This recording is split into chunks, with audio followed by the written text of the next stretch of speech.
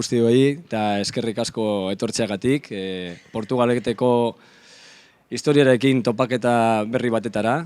Eta gaur, ona hemen baditugu zorionez bi emakume, Erdi Aroan espezializatuak, eta Erdi Aroko emakumeari buruz hitz egingo dute.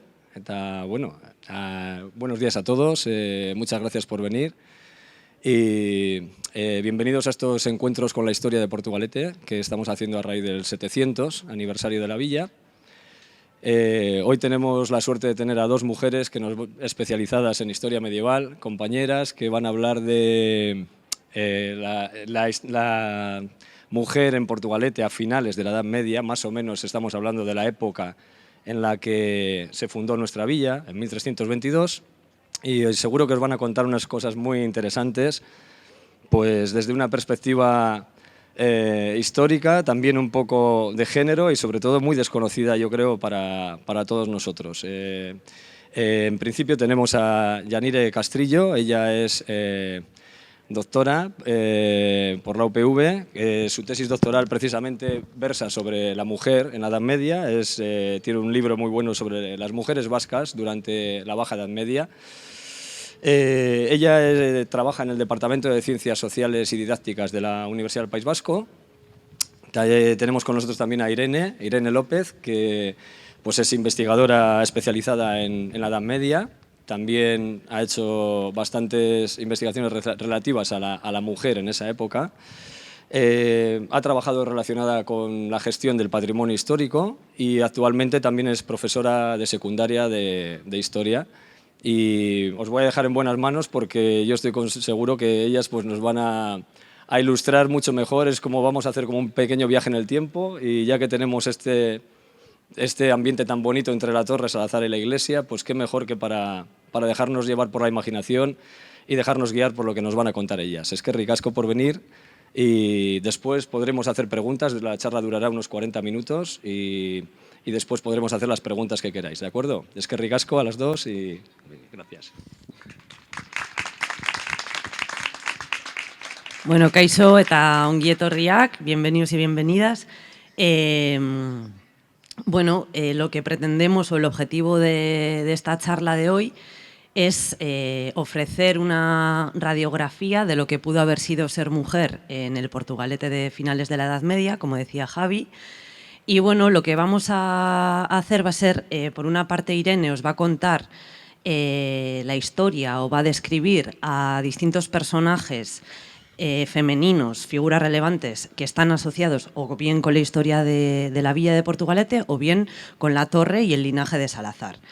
Y a la vez que ella os habla de esas figuras relevantes, yo lo que voy a tratar va a ser de hablar de esas otras mujeres que no conocemos con nombre propio, porque en las fuentes generalmente no aparece reflejado su nombre. Son mujeres de las clases humildes. Y bueno, voy a tratar de hablaros de tres ámbitos de la realidad de aquellas mujeres, que van a ser el mundo del trabajo, la participación de las mujeres en el mundo del trabajo, las limitaciones, por otra parte, que esas mujeres tuvieron para actuar en el ámbito público, y en tercer lugar voy a hablar de cómo en la sociedad portugaluja medieval se veía o se concebía el modelo ideal de buena mujer. ¿Vale? Eso es lo que vamos a pretender hacer en estos 40-45 minutos de charla, y sin más dilación pues le voy a pasar el micro a Irene porque va a empezar ella a contaros cositas. Vale. Muchas gracias.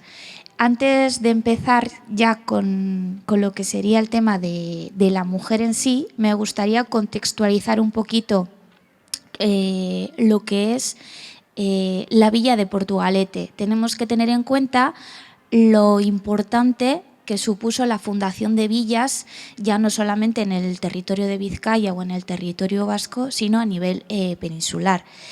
Dentro de esto hay un momento muy importante que incluye a Portugalete, que es la consolidación del territorio de las encartaciones. Es un proceso que dura desde el siglo XI hasta el siglo XIII y supone la anexión de pequeños territorios que están conformados como valles o concejos que se van uniendo poco a poco y generan un territorio muy potente a nivel económico y político. entonces es cuando empieza a despuntar de manera económica y de forma tanto agrícola como comercial. Al darse este crecimiento, evidentemente, estas zonas empiezan a necesitar aumentar, modificarse en su forma y en su gestión. Y entonces empiezan a exigir o a demandar unas nuevas condiciones jurídicas y administrativas para también favorecer la gestión de esa economía. Y además tenemos un comercio europeo emergente en el que también, por supuesto, las encartaciones quieren participar. Hay momentos como la fundación de la Villa de Balmaseda en 1199 que son ese punto de inicio para la consolidación de las encartaciones, pero no tenemos que olvidar, por supuesto, ni la fundación de Carranza y, por supuestísimo, la de Portugalete. Si cuentan ahora con un fuero propio, se permite una mejor autogestión y el aseguramiento de que se realice correctamente un comercio desde la meseta hasta el litoral y se garantice, por supuesto, la seguridad en todo lo que es la frontera oriental de Vizcaya. Así, con esta fundación de villas también supone la culminación y nacimiento de las primeras ciudades, aportando este soporte legal necesario para el funcionamiento del territorio. Por supuesto, los reyes también quieren obtener beneficio de este proceso y ven una oportunidad. Y instalan además aduanas para obtener beneficios de todo ese movimiento comercial económico que se está dando ahora. Para que ambas partes se beneficien, hay que dotar a estos núcleos de ciertos privilegios. De una manera se empiezan a dar por escrito estos fueros, se firman, se confirman, se reafirman incluso y suponen entonces la conversión de una aldea en una rica villa ahora ya sí consolidada, dando paso a todo el desarrollo de lo que es la vida urbana. A consecuencia de este crecimiento, estas villas tienen que experimentar cambios físicos. Hay una nueva planificación urbanística, de manera que el comercio es el que va a marcar las pautas de esta nueva urbanización. Las calles ahora toman el nombre de la especialización artesanal y los comercios y los artesanos se empiezan a agrupar. Dentro de este proceso, aunque vayamos a mencionar a mujeres importantes de la Casa de Salazar, no nos podíamos olvidar de María Díaz de Haro. Es conocida como la Buena, como ya sabréis, y proviene de una familia muy importante que son los Díaz de Haro, que van a monopolizar ese título de señor o señora de Vizcaya desde el siglo XI, que es cuando surge, hasta el XIII. Posteriormente serán los Guevara los que tomen el título. Va a ser una mujer caracterizada por una fuerte presencia en la escena política en toda Vizcaya, que incluso estando retirada como religiosa, cuando el rey le ofrece comprar ese título para poder gestionarlo él, se niega, abandona esa vida y retoma la vida política como gestora de Vizcaya. Además, dentro de su historia va a haber una caracterización que es el enfrentamiento constante con su tío Diego por el título, que finalmente conseguirá en 1310, lo que supone, como ya he comentado antes, esa reafirmación, en este caso, del fuero de Bilbao. Y, aunque temporalmente lo pierda, ella va a ser la encargada de la fundación de Portugalete en 1322 y su posterior reafirmación en 1333. Supone un importantísimo acontecimiento para el desarrollo económico, político, cultural y social, ya no solamente de Portugalete, sino también de todo el territorio vizcaíno. Bien, pues existían a finales de la Edad Media figuras como María Díaz de Haro, doña María Díaz de Haro la Buena, señora de Vizcaya, pero ¿cómo eran las mujeres que pululaban por las calles de Portugalete? No eran todas como ella. Ella era una señora noble de alto estatus.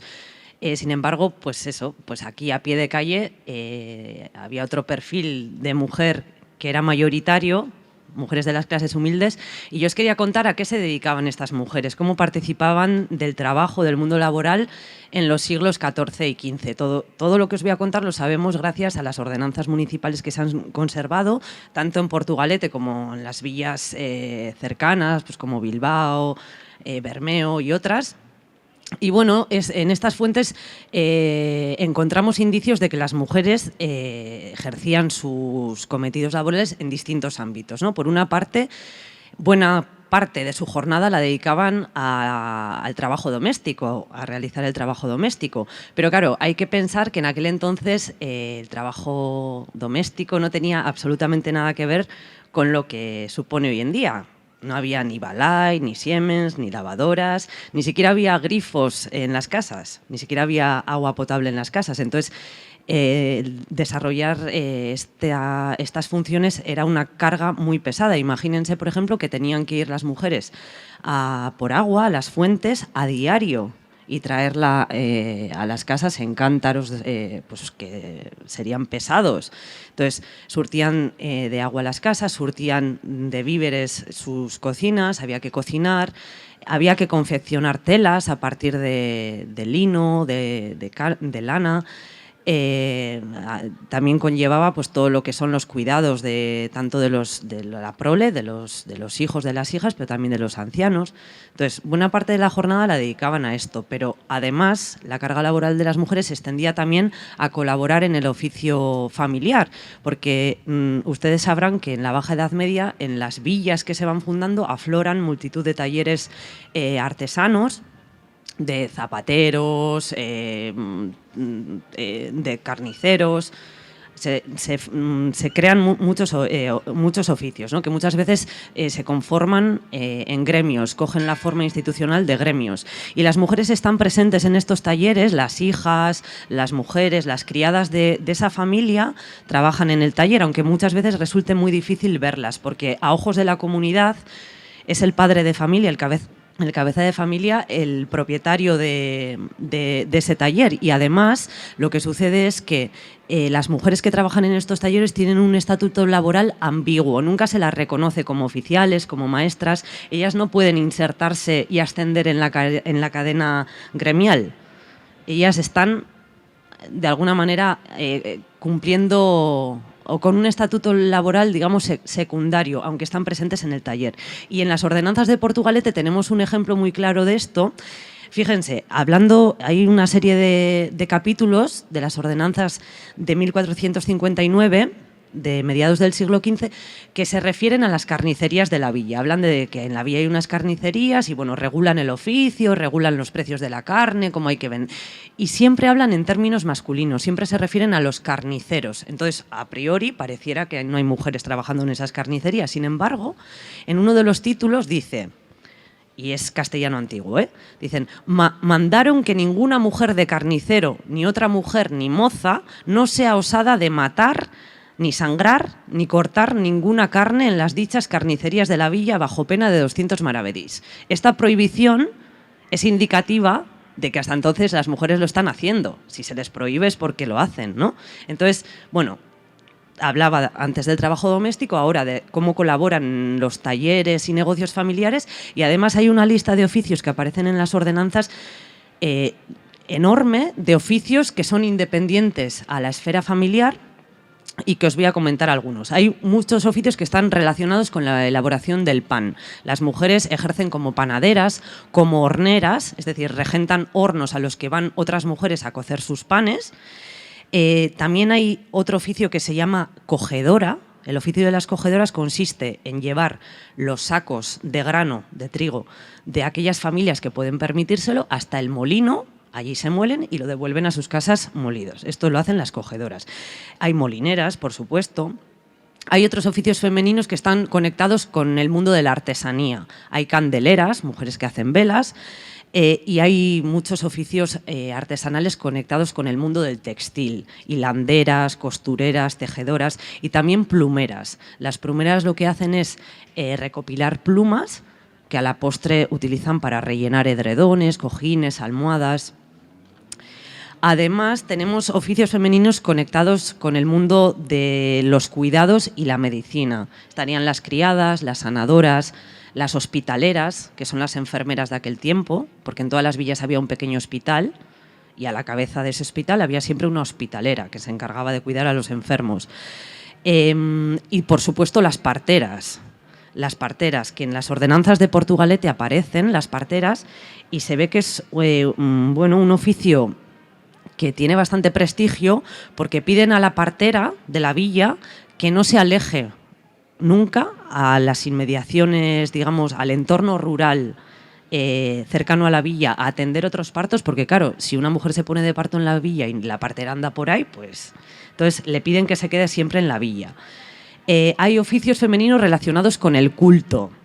Tenemos a seroras, que cuidan de las iglesias y las ermitas, a beatas, que son grupos de mujeres que se juntan, forman una comunidad religiosa, aunque no son monjas, porque no profesan votos, pero viven de la caridad, viven de orar por los difuntos, por los enfermos, y la gente a cambio les da dinero y así es como sobreviven. Y tenemos también las difunteras, que son mujeres que se encargan de organizar funerales, porque claro, si viajamos en el tiempo hay que pensar que estamos en una sociedad eminentemente cristiana, en la que todo el mundo piensa que cuando alguien fallece su alma tiene que ser salvada, porque si no se va a ir al infierno. Entonces, para librarse del purgatorio o del infierno y contribuir a que esa alma llegue al cielo, pues hay que orar y hay que organizar un funeral como Dios manda, ¿no? Y eso lo hacen las difunteras. Más oficios, los relacionados con el comercio, las regateras. Las regateras están presentes también en todas las villas y son vendedoras al por menor, venden objetos y productos de consumo diario como comida, fruta, verduras, candelas, carne. Hay mujeres regateras que están especializadas en el género del pescado, las pescaderas y las sardineras, que bajan al puerto, recogen lo que traen los pescadores y luego lo suben a vender al mercado, a la plaza de la villa. Y finalmente hay otro perfil asociado con el comercio, que son las mercaderas, porque en el País Vasco, en toda la costa vasca, hay vestigios de cómo hubo mujeres burguesas, adineradas, de familias adineradas, que se dedicaron al comercio a gran distancia, que poseyeron barcos, tenían libros de cuentas o financiaban el flete de barcos a los puertos del Atlántico o del Mediterráneo, barcos en los que se llevaba, exportábamos hierro, exportábamos la lana castellana, etc. Y finalmente hay mujeres que se dedican al jornaleo tanto agrícola y también en el mundo de la construcción. Hoy en día puede resultar igual un poco más peculiar ver a mujeres trabajando en obras de construcción, pero en la Edad Media, yo por lo menos en todas las obras que me he encontrado en las fuentes, hay mujeres acarreando sacos de arena, tablas. Y, por ejemplo, en Portugalete hay un expediente de 1506, si no me equivoco, en el que el concejo decide reparar los caños de la villa y, bueno, pues adecentarlos un poquito, y hay mujeres que participan pues activamente en todo lo que en portar materiales, van con carretillos, etcétera, en esta obra que se hace en la villa. Y vamos a conocer ahora a otra gran mujer, asociada creo que con el linaje de Salazar, ¿no? Lo que ocurre es que la mayoría de las actividades, conferencias en las que se han ido realizando a lo largo de los años y en las que yo también he participado, siempre ponían el foco sobre todo en la imagen de Lope García de Salazar. Es innegable su poder y su eminencia en lo que puede ser el territorio vizcaíno en el siglo XIV, XV, dentro del contexto de la lucha de bandos. Pero no olvidemos que todo lo que la Casa Salazar le debe es a las mujeres. Para ello vamos a empezar contando cómo surge el linaje, que no es sino mediante un matrimonio que está pensado para fortificar no a los Salazar, sino a otro que ya tenía presencia en esta zona, que eran los Muñatones. Es con Inés de Muñatones. Es la sexta y menor hija de Diego Pérez de Muñatones, la que, entregando una pequeña dote, un territorio muy chiquitín, con vistas al mar, la zona de Musquis, ya que existía un pequeño puerto, que es el que se llamaba Puerto de San Martín, que actualmente no existe, vino Petronor y desapareció todo, se inicia la idea de tener una casa solar ahí. Sin embargo, Juan López de Salazar, que es con quien casa, que por cierto era hijo bastardo del prestamero de Vizcaya, tiene la idea de vivir en Sopuerta. ¿Qué ocurre? Que empiezan a darse estos conflictos interfamiliares con miras a necesidades de poder, necesidades de acaparación económica. Durante todo el territorio de Vizcaya, del País Vasco, y también se dan en el resto de la península durante los siglos XIV y XV, que es lo que conocemos como lucha de bandos, y ante esto se deciden trasladar a ese pequeño territorio y fundan una primera torre. Una torre muy chiquitina, con unos muros delgaditos, sin miras a nada importante. Pero, gracias a ese matrimonio y a esa pequeña dote, se puede hablar posteriormente de lo que hoy conocemos como Castillo de Muñatones. Y gracias a ella podemos hablar de la consolidación posterior del linaje de los Salazar, ya que con una serie de políticas de entroncamientos entre linajes de toda la zona del Valle de Somorrostro, y mediante captación de tierras, de poderes económicos, impuestos, etcétera, se da la dominancia de este linaje sobre toda la zona.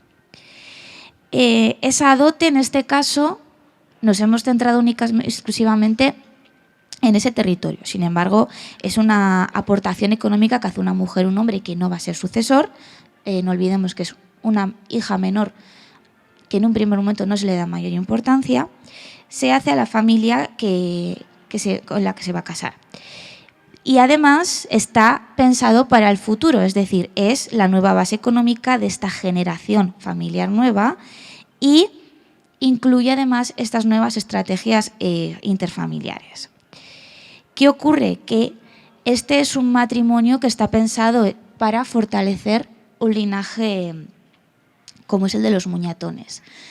Y no tiene más importancia, no se pensaba que iba a tener una mayor importancia, aunque posteriormente se vio cómo los Salazar saben gestionar muy bien esa política de dotes, de entroncamientos y etcétera. Y lo vamos a ver después con Teresa.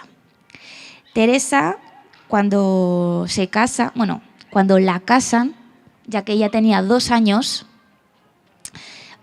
su futuro marido tenía 8, que es el que conocemos como Ochoa de Salazar. Es un matrimonio dicho en propias palabras de Lope García de Salazar para sanear el linaje. ¿Qué ocurre con estas políticas de entroncamiento? Pues que conforme va pasando el tiempo y las sucesiones se van dando en el linaje, las herencias se dispersan de tal manera que inevitablemente se va perdiendo poder. Y entonces, acordar otro matrimonio Muñatones-Salazar supone, de nuevo, restablecer ese poder tanto económico como político en la zona. Sin embargo, las condiciones en las que se da este matrimonio son un poco diferentes. Teresa no es hija menor, por lo tanto no va a aportar un pequeño terreno, y lo que hace ella es aportar el mayorazgo.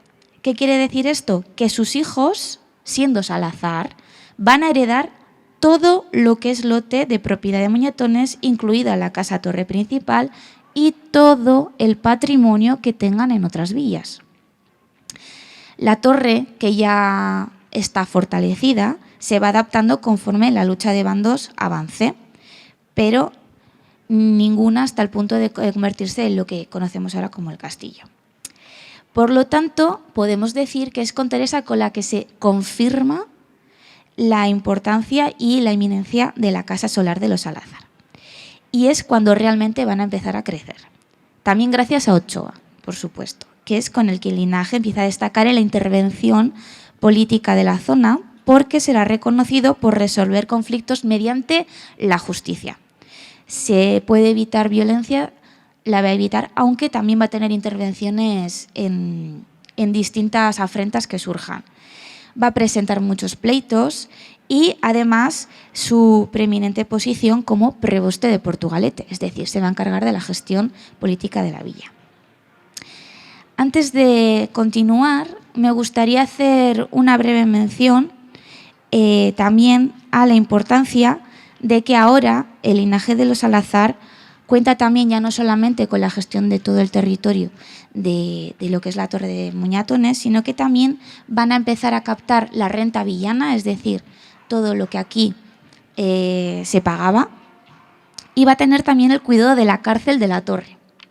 Además, va a ser el encargado de toda la recaudación de impuestos, aranceles, pedidos, prebostades, carcelajes, etc. Y bueno. Bueno, Irene os acaba de ofrecer el ejemplo de otras dos mujeres poderosas del Portugalete de finales de la Baja Edad Media, Inés y Teresa de Muñatones. Y claro, pareciera, ¿no? Hemos visto también el ejemplo de María Díaz de Haro, pareciera que las mujeres en la Edad Media, a finales de la Edad Media, podían hacer de todo, pero no era así. Las mujeres, a diferencia de los hombres, tenían algunas limitaciones para actuar en el campo público, jurídico, y es de eso de lo que quiero hablaros ahora, ¿vale? Una de las limitaciones más importantes que tenían las mujeres de aquel entonces era, esto solo competía a las casadas, que necesitaban para establecer cualquier contrato, que quiero vender una casa, que quiero vender una huerta, ese tipo de contratos, e incluso para ir a un juicio, porque quiero denunciar a mi vecino que me ha cortado un árbol, necesitaban la licencia marital, es decir, que sin permiso explícito de sus maridos no podían actuar en el campo público. Esto era una limitación considerable, ¿vale? Y lo que vemos en los contratos del Portugalete de aquella época, en los documentos, en una carta de compraventa, por ejemplo, siempre está reflejado el permiso del marido, ¿vale? Entonces, yo, fulanita de tal, con licencia de mi marido, fulanito de tal, vendo la huerta que tengo no sé dónde siempre aparece ese formulismo, ¿vale? Siempre se explicita claramente que esa mujer actúa con licencia de su marido. Primera limitación. Hay otra serie de limitaciones o obstáculos que tienen las mujeres para actuar en el campo público que derivan de la idea que entonces se tiene de la imbecilitas sexus, que está en latín, pero yo creo que lo entendemos todos y todas, ¿no? Se considera que las mujeres no tienen la misma capacidad de raciocinio que los hombres, y esto es una idea que viene del derecho romano, o sea, del derecho que se aplicaba en la Roma clásica, y que se recupera en la Baja Edad Media, porque es cuando se recupera el derecho romano. Y bueno, esto tiene una serie de repercusiones. El considerar que las mujeres no les da igual tiene una serie de repercusiones. ¿Qué tipo de repercusiones tiene? Bueno, pues por ejemplo, en los juicios que son relativos a crímenes bastante serios, ellas no pueden ser testigos. Solo en los juicios de asuntos menores, ¿vale? Pequeños hurtos, entonces sí, pero en los juicios de mucha seriedad no pueden ser testigos las mujeres, no les dejan. Otra repercusión que tiene esta idea de la imbecilitas sexus. Cuando una mujer enviuda, ¿no?, pierde a su marido, ella no puede ser directamente tutora de sus hijos y de sus hijas. O sea, no conserva la patria potestad, la autoridad sobre sus hijos, el poder de administrar los bienes de esos hijos y esas hijas. No, tiene que ir ante el alcalde de la localidad, que entonces era el juez, y pedir que le otorgue esa tutoría, por supuesto, previa certificación de que es una mujer de buena vida, con buenas capacidades. De buena vida implica, pues eso, que no sea una mujer de vida alegre. Y si no puede tener la tutoría sobre sus hijos. Esto no pasa en el caso de los hombres. Los hombres se quedan viudos y conservan la patria potestad tal cual. No tienen que ir donde nadie a pedir nada, ¿vale? Más repercusiones, pues bueno, sabemos que en la Edad Media las mujeres no pueden ejercer cargos políticos del tipo de merinos, prebostes, etc.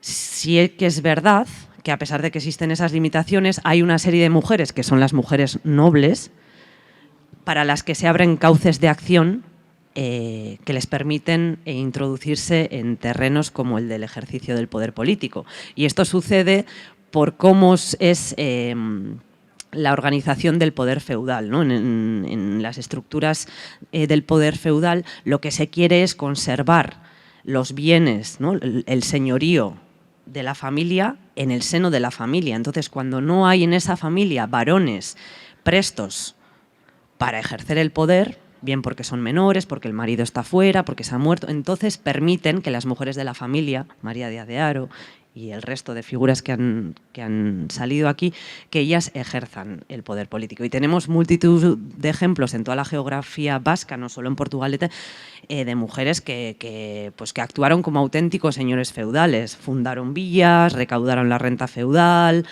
juzgaron a sus vasallos. Hay muchos ejemplos, ¿no? Y además de ejercer el poder formal, últimamente se está investigando mucho sobre los cauces informales que utilizaban las mujeres para entrar en espacios de decisión importantes. Y Lope, el señor que vivió en esta casa y que escribió la famosa crónica Las Bienandanzas e Fortunas, Lope García de Salazar nos brinda un ejemplo relativo a él mismo y a su mujer, doña Juana de Butrón, de la que ahora os va a hablar Irene, y cuenta cómo doña Juana es hija del Butrón, que es el cabeza de un linaje muy importante en Vizcaya. Y entonces este señor, su papá, el aita de doña Juana, pues está repartiendo leches por ahí a diestro y siniestro y pide ayuda a Lope García de Salazar, a su yerno, para que vaya a ayudarle a una batalla. Y Lope dice que tururú, que no, que él no tiene por qué meterse en ese lío.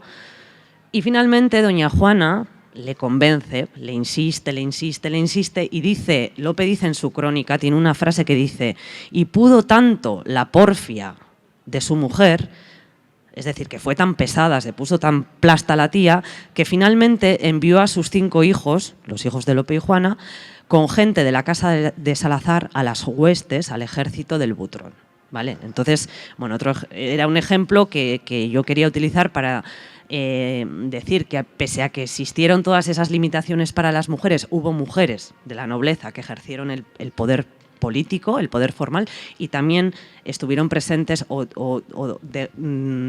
denotaron su influencia, su capacidad de influir en decisiones importantes a través de otro tipo de cauces informales. Y hablaba de doña Juana y ahora va a seguir Irene con doña Juana. Vale. Antes de mencionar a Juana y contaros un poquito su vida, me gustaría hacer una breve mención a otra mujer poderosa, como era su madre, María Alonso de Múgica. De hecho, hay un capítulo en la vida de Ochoa de Salazar, el marido de Teresa, en el que tiene que intervenir a favor de los Butrón para ayudar a Gonzalo Gómez de Butrón, que ha mencionado Yanire, esposo de Mari, y es en Bilbao en 1411. Es la propia Mari la que está presente en ese conflicto y, como consecuencia del auxilio que presta Ochoa en la batalla de Bilbao, se acuerda entonces ese matrimonio de Lope García de Salazar con Juana. De hecho, Mari es una mujer tan poderosa que su yerno, que es del bando contrario, prefiere ayudarla a ella, siendo una arteaga. Es decir, que prefiere respaldar a su suegra antes que al jefe de su bando, que son los Avendaño, apoyando a los Leguizamón. Y así es como se consolida una nueva alianza, ahora Salazar-Butrón. El matrimonio se consolida en 1421 y aunque pueda parecer algo idílico, 2 familias poderosas que se casan, un matrimonio con poder, etc., no es así. Su linaje, que aunque está muy fortalecido ahora por la unión de 2 familias que prácticamente tienen el control de toda la margen hasta lo que es la salida al mar, a excepción de Bilbao siempre, la realidad es que es un matrimonio que va a estar siempre a la gresca. Primero, porque como dicen testimonios posteriores en pleitos que se ponen a la familia Salazar, hay una serie de conflictos en la familia porque Lope no respeta el matrimonio. Se supone, y esto es según los escritos, que Lope va a tener en la torre hasta 7 mancebas y va a tener que aguantarlo Juana constantemente. Además, Lope no era una persona que respetara a las mujeres, precisamente. Bueno, ninguno. De estos, vamos a decir, nobles cabezas de familia, casi ninguno lo hacía. Pero bueno, aquí nos consta por escrito. Y de hecho, básicamente lo que se explica es que hacía con las mujeres lo que le venía en gana. En caso de intervenciones de familiares para defender a estas mujeres, pues padres, hermanos, etc., Lope tenía la potestad de encerrarles y torturarles en la cárcel que tenía en la torre, tanto en esta como en la de Muñatones. Aparte de eso, de nuevo, es un proceso natural, el linaje se comienza a desestructurar por el problema de las herencias. Y aquí es cuando empieza a surgir el verdadero conflicto. El primogénito de Lope va a renunciar porque se quiere dedicar a la vida religiosa. Se marcha a Bilbao. Y cuando se lo piensa mejor, vuelve y empieza a hacer, vamos a decir, vida laica y se casa, resulta que solo tiene niñas. Y a Lope eso no le interesa. Entonces Lope dice, bueno, pues el segundo. También se llama Lope. Está pensado como el futuro heredero, pero casualidad se muere en Aragón en 1462. Le quedan todavía 5 hijos varones. Pero dentro de lo que es la lucha de bandos, 1468 ocurre uno de los episodios más sangrientos de todo el conflicto de la lucha de bandos, que es la batalla de Elorrio. Y ahí se le mueren 3. Le quedan 2. Y ahora Juana va a apostar por su hijo Juan. En palabras de Lope, el más butrón de los Salazar. Y Lope no está de acuerdo con eso.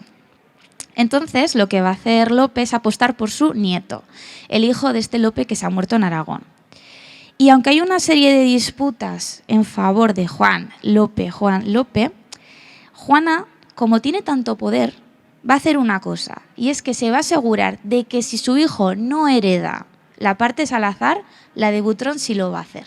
¿Cómo? En 1469 ella funda su mayorazgo y se asegura de que así al menos Juan pueda heredar todo lo que le pertenece a ella como Butrón. Finalmente, y aunque Lope va a terminar firmando esta propuesta, los enfrentamientos en el matrimonio van a llevar, por una parte, al encierro de Lope en la torre, que va a llevar posteriormente a un escape casi de película, que finalmente va a terminar encerrado aquí, con la anécdota de su, digamos, refugio en la iglesia, etcétera, y su posterior envenenamiento, sospechosamente. Juana se va a marchar. Juana va a abandonar la torre, va a abandonar a Lope y se va a marchar a un convento en Santurce, donde finalmente va a fallecer. ¿Y por qué se fue a un convento, no? Vaya manera más aburrida de terminar una vida, pues porque era algo habitual. En el caso de las mujeres de la nobleza o de las élites sociales de entonces, era algo habitual, ¿vale? Terminar, y muchos hombres también lo hacían, terminar sus vidas en un convento. Claro, la devoción era uno de los atributos que tenía el modelo ideal de buena mujer que se tenía a finales de la Edad Media. Y es pues un poquito de lo que quería hablaros ahora, ¿vale? ¿Cómo eran las buenas mujeres en la Edad Media? ¿Cómo entendía la sociedad de aquel entonces que era una mujer buena? Bueno, pues uno de los atributos era el ser devota y caritativa, ¿vale? Y vemos en las fuentes aparecen las mujeres constantemente acudiendo a la iglesia, ¿vale? Como un hábito pues, que hay que cumplir. ¿Qué más virtudes tenían que tener las mujeres para ser buenas? Ser castas. Ser castas en todas las posibles maneras de hacerlo. Es decir, cuando eran doncellas o mujeres vírgenes conservando la virginidad hasta casarse, la virginidad era un requisito sine qua non para que las estrategias, los pactos matrimoniales de los que hablaba Irene llegaran a buen puerto.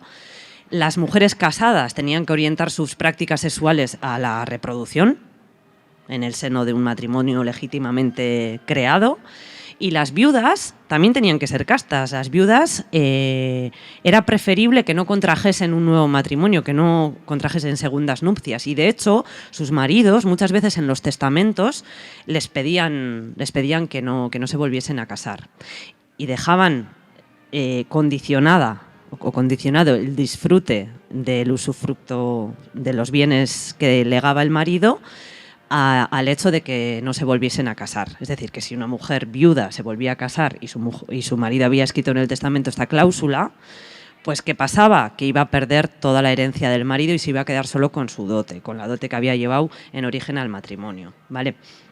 Era muy importante esto de la virginidad y estas cosas, y de hecho se exteriorizaba a través de las formas del vestir. Las doncellas o mujeres vírgenes no se vestían igual que las mujeres casadas. Las doncellas iban con el pelo suelto y todo el mundo sabía que eran vírgenes, y las mujeres casadas se cubrían la cabeza con un tocado que además en el País Vasco tenía una forma peculiar. Ya sabéis que tenía esa forma de cornucopia, ¿no? Que consistía, se ponían un armazón de mimbre y sobre ese armazón enrollaban pues lienzos, ¿no? Entonces todo el mundo sabía cuando veía a una mujer qué tipo de mujer tenía delante, algo que no sucedía en el caso de los hombres. Además, otro indicio importante de que la virginidad era como muy estimada y se cuidaba mucho es la existencia de un delito que se llamaba estupro. ¿Qué era el estupro? El estupro era un delito que podía hacer un hombre si engañaba a una mujer virgen y la convencía para acostarse con ella. Si eso pasaba, ella podía denunciarle. Y si le denunciaba y se probaba que había sido verdad, que ella era virgen, que la había engañado tal y cual, o que la había camelado, entonces tenía que darle una pequeña dote. Normalmente los jueces condenaban a esos hombres que estupraban a mujeres a darles una pequeña dote, ¿vale? Entonces, una mujer buena era una mujer devota, era una mujer casta y también era una mujer asistencial. Prestaba asistencia a su familia y prestaba asistencia también en el vecindario. ¿Dónde vemos reflejado la importancia de prestar asistencia? Pues, por ejemplo, las mujeres se encargaban de todo el cuidado de los difuntos de la familia. O sea, antes hablaba, ¿no?, de cómo en una sociedad eminentemente cristiana la salvación del alma era muy importante. Pues este cometido lo asumían las mujeres de la familia y llevaban ofrendas a las sepulturas de sus difuntos en los aniversarios de la muerte y demás. Llevaban ofrendas para contribuir a la salvación del alma. Ofrendas que consistían en obladas de pan y luminaria, velas, que ponían sobre las sepulturas de sus difuntos, ¿vale? Esto era un cometido que desarrollaban las mujeres. Además, también tenían, en esta asistencialidad, ¿no?, también tenían el encargo de acompañar a sus allegadas en momentos importantes, en bautizos, nacimientos, y esto en las ordenanzas municipales de aquella época se ve que es reiterativo, ¿no? Cuando hay una mujer parida, que las llamaban, vemos cómo van séquitos de mujeres a esa casa con regalos, y esto es algo de obligado cumplimiento para mantener buenas relaciones, para seguir manteniendo buenas relaciones. Cuando una mujer se casa, por ejemplo, en las ordenanzas de Bilbao se ve que porque las bodas duraban 3 días antes, 3 domingos. Y entonces en Bilbao se ve, por ejemplo, cómo el primer día le permiten a la mujer que se casa, a la novia, llevar hasta 20 mujeres acompañándola, ¿vale?, que la tienen que acompañar obligatoriamente, y son sus vecinas, son sus parientas, y esto es una manera de honrar a esa novia, de dejar, ¿no?, hacer público ante la comunidad que es una persona a la que quieren, que tiene estima, que tiene un entorno social y demás. Entonces, las mujeres tienen que prestar asistencia, además de ser devotas y de ser castas. Y otro atributo de la buena mujer, el recato, el ser calladita, comedida. Una mujer para ser buena, en la Edad Media tiene que ser recatada. ¿Y esto dónde lo vemos? Esto, por ejemplo, lo vemos en cómo se regula, tanto en Portugalete como en otras villas, cómo tienen que comportarse las mujeres en la iglesia. Hay un montón de ordenanzas dirigidas a que estén todas sentaditas, que estén todas calladitas, que ninguna se mueva, que si no le ponemos una multa de 200 maravedís. Se ve en casi todas las villas. Pero no solo que estén quietitas en la iglesia, les prohíben en muchas villas que acudan a la misa antes de que toquen las campanas. ¿Por qué? Porque se juntan en la puerta de la iglesia y empiezan allí a charlotear, y esto no puede ser porque no está bien visto. Las mujeres tienen que ser calladitas, formalitas, y se prohíbe que hagan este tipo de cosas, ¿vale? Y bueno, una buena mujer sería algo así como lo que estoy perfilando, y una mala mujer, ¿cómo es una mala mujer en la Edad Media? pues una mala mujer, hay distintos perfiles, ¿no? Muchos de ellos están asociados a la sexualidad ilícita. Las adúlteras, que la pena de las adúlteras es la pena de muerte. Si un marido pilla infraganti a su esposa manteniendo relaciones sexuales con un hombre, puede matar. O sea, es legal, el derecho castellano acepta que es legal que los mate. ¡Hala! Las prostitutas también son malas, porque, y fíjate, a las prostitutas les hacen llevar el tocado este del que hablábamos, porque no son vírgenes, entonces tienen que llevar un tocado, pero no pueden llevar un tocado blanco, tienen que llevar un tocado rojizo, anaranjado, para que todo el mundo sepa a quién tienen delante también. Y otras mujeres malas también son las mancebas, que hablaba Irene de que Lope tenía 7 mancebas. Esas mujeres pobres que no ven otra salida y se acaban liando con un hombre que está casado, con un clérigo que las ayude a mantenerse económicamente. Pues ¿sabéis a quién castiga el derecho de la Edad Media? No castiga al hombre, que es el que está casado o el que ha hecho los votos de castidad. No, castiga a la mujer que se lía con él. Y las azotan, les ponen multas y en los casos más extremos de reincidencia y demás, las destierran de la villa a las mancebas. Entonces, estos perfiles de malas mujeres están asociados con la sexualidad ilícita, pero hay otros. Tenemos a las que están conectadas con el mundo de la magia, la hechicería, las orguiñas. Las orguiñas tampoco son buenas mujeres, son malas mujeres y, de hecho, eso, pues suelen ser bien parteras, generalmente mujeres que viven solas, a veces son seroras también y suelen ser mujeres que tienen prácticas o llevan a cabo prácticas que pueden considerarse parte de la heterodoxia mágica o religiosa de aquel entonces, ¿vale? Las condenadas por brujería normalmente, pues eso, dan este perfil, ¿no? De partera, sanadora. Y además habría un tercer ámbito en el que se materializa la maldad femenina, y con esto termino, que es el del desorden, el del alboroto. Y hay una figura que hoy en día ni se conoce, pero que en la Edad Media, en las fuentes, tú la ves. Las llaman las profazadas. Y a la sociedad medieval no le gustan las profazadas. ¿Qué son las profazadas? Mujeres que en la calle gritan y se insultan y montan riñas y alborotos y alteran el orden en el vecindario. Y estas mujeres también son castigadas con azotes, con multas, etc.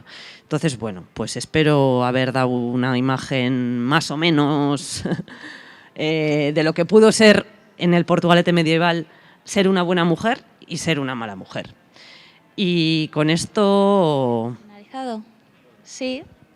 Muchísimas gracias a todos por haber venido.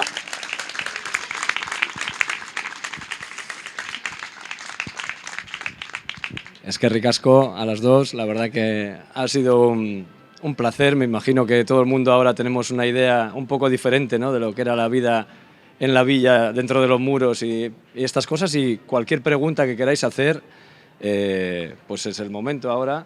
Si alguien quiere hacer alguna pregunta o así, sí. Veo que lo estáis grabando, ¿lo vais a colgar en YouTube? Sí, sería sí. interesante. Sí. El poder disfrutar de ello, pues que sea interesante, ¿no? Sí, sí, se va a colgar en YouTube, en el canal de YouTube del 700, ¿verdad? Hay un canal donde se cuelgan todas las charlas que ha habido históricas y sí, sí, desde luego.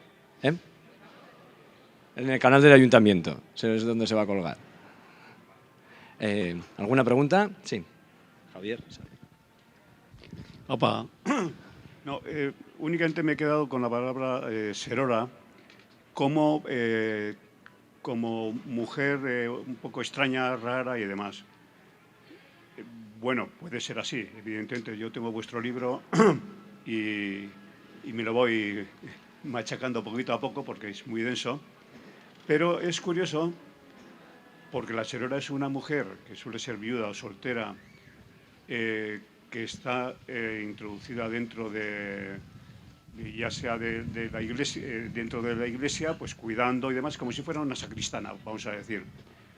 Pero es curioso porque si vas a Sara, en el otro lado, en la iglesia de Sara, en un lugar preeminente, está enterrada junto al altar la serora que estaba. Es decir, que tenían bueno, pues distintas acepciones quizás socialmente, pero que tenían en ciertos lugares por lo menos una importancia fuerte.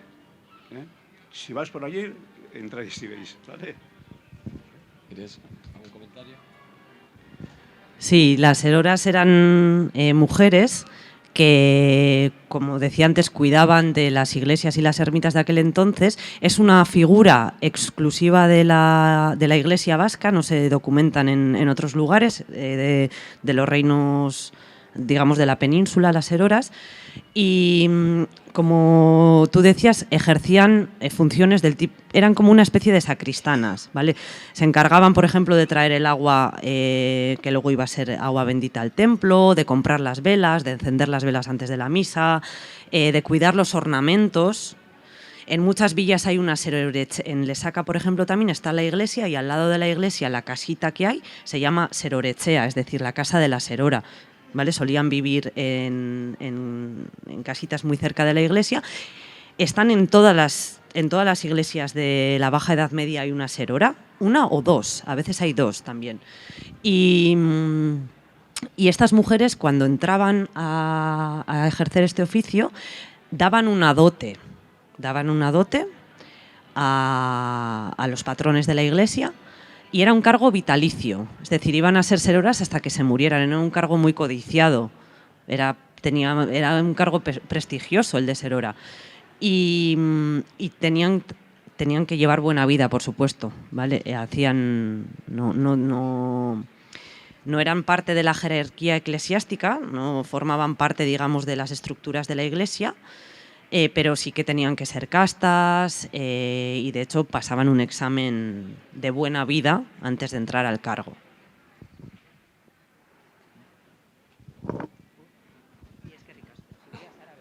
¿Alguna pregunta más? Una pregunta. Habéis estado comentando las costumbres o cómo estaban las mujeres aquí, en las que no eran de la nobleza, en la villa. Pero ¿había alguna diferencia, por ejemplo, en la misma época, otras mujeres que no perteneciesen a la villa tenían algunos privilegios o algunas diferencias con respecto a las normas que habéis comentado? Por ejemplo, la de una de Portugalete, de la villa de Portugalete, con respecto a una de una aldea, Santurce.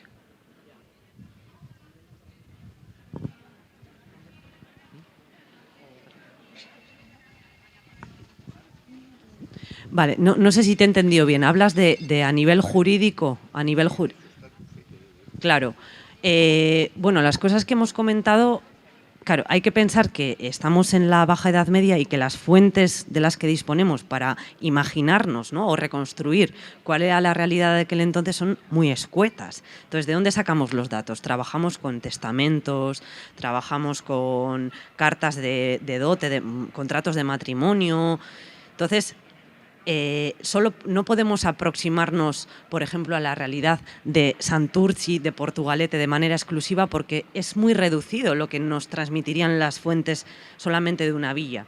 Entonces, yo por lo menos lo que hice en mi trabajo, en el libro del que os hablaba antes Javi, fue tratar de obtener una perspectiva general de lo que pudo haber pasado en el País Vasco, trabajando con documentación de Guernica, de Vitoria, y a través de, con ese conjunto de datos, reconstruir algo. Pero es difícil, a nivel en términos generales, yo diría que la realidad debió de ser la misma. Esto que hablaba de que se exigía formalidad en la iglesia, que no podían salir, es que estas normas de que se queden en su casa hasta que suenen las campanas para evitar los corrillos, esto se ve en Guernica, se ve en las ordenanzas, se ve en distintos puntos. Entonces yo infiero que será una realidad o una tendencia general que se da en determinado momento, porque se está tratando, porque en el paso de la Edad Media a la modernidad lo que se hace es, se crea como un marco de acción muy férreo para las mujeres. Es en ese tránsito, en esa cronología, cuando de alguna manera se aprieta las tuercas más a las mujeres. Porque previamente en el siglo XIV, por ejemplo, no vemos ese tipo. También es verdad que no tenemos tantas fuentes para verlo, pero no se ven estas cosas. Se ve más que se habla de que las mujeres son malas, pero no se erige ese arquetipo ideal. Eso va construyéndose a finales de la Edad Media y en la Edad Moderna está súper presente. No sé si te he respondido, porque me he ido un poco por todos los lados, pero bueno.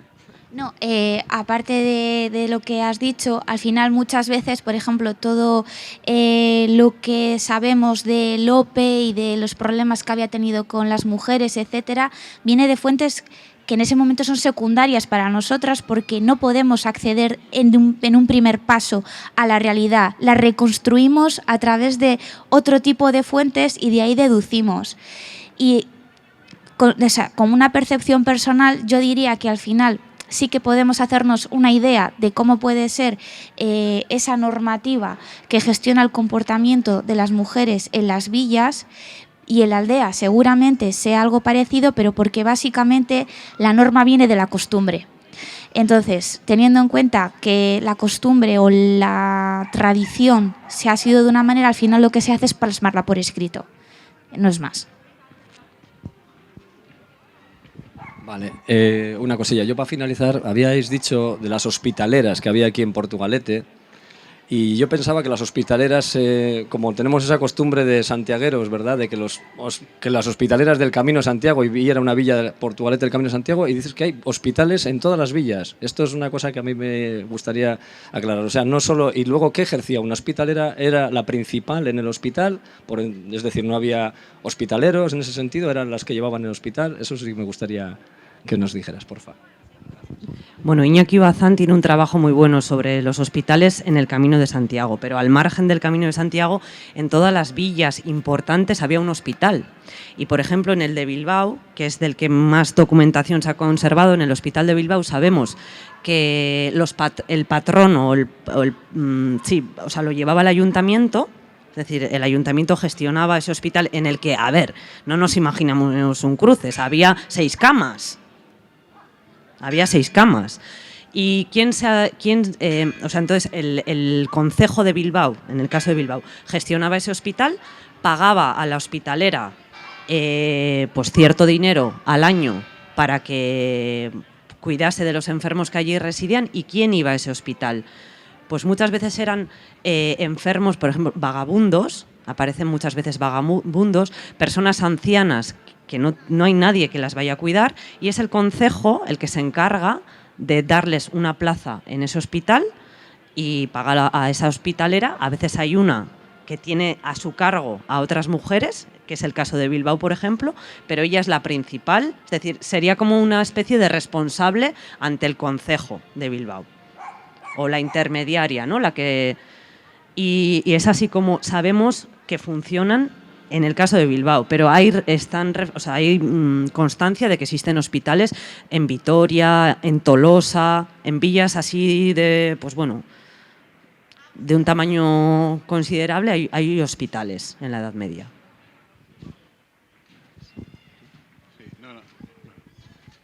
Sí, hola. No sé si en los estudios que habéis realizado habéis podido observar si en la medida que había mujeres que iban consiguiendo más poder dentro de la sociedad, se avanzaba hacia un bache que luego se la restringía más. Es decir, ante ese peligro de ese poder que va adquiriendo la mujer, el hombre, por decirlo así, o el poder en aquel momento, va generando más restricciones para que la mujer tenga menos acceso a lo que es el poder de la sociedad. No sé si habéis observado esa situación, si se da o no se da. Con el transcurso de los años hay ámbitos en los que las mujeres cobran más poder o adquieren mayores capacidades de acción en determinados ámbitos, y a la vez hay otros en los que los están perdiendo. Eso fluctúa siempre, y yo creo que durante todas las épocas, incluida la actualidad, ¿no? Según en qué ámbito te fijes, hemos retrocedido, en otros hemos avanzado. Entonces, por ejemplo, lo que sucede en la Edad Media, cuando pasamos a la moderna, ¿qué pasa? Se está construyendo el Estado moderno, ¿no? Es decir, si me vais a permitir, se está haciendo público, ¿no? Se está haciendo, los reyes, la monarquía está extendiendo sus sus ramificaciones hasta aquellos lugares en los que durante la Edad Media no había llegado, los señoríos feudales, ¿no?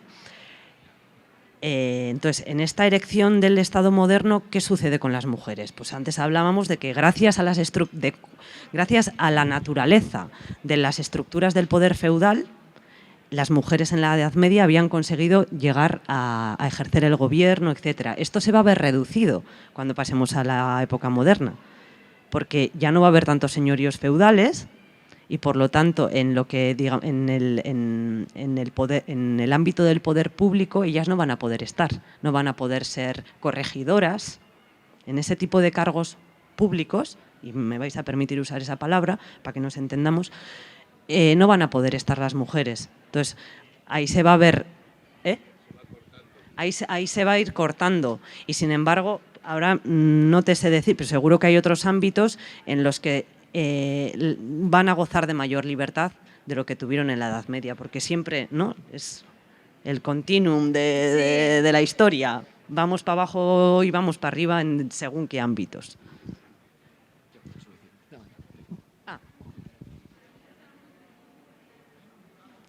Sí, acabamos ya. Pues ha sido un placer, eskerrik asko, y esperamos haberlo hecho bien. Gracias.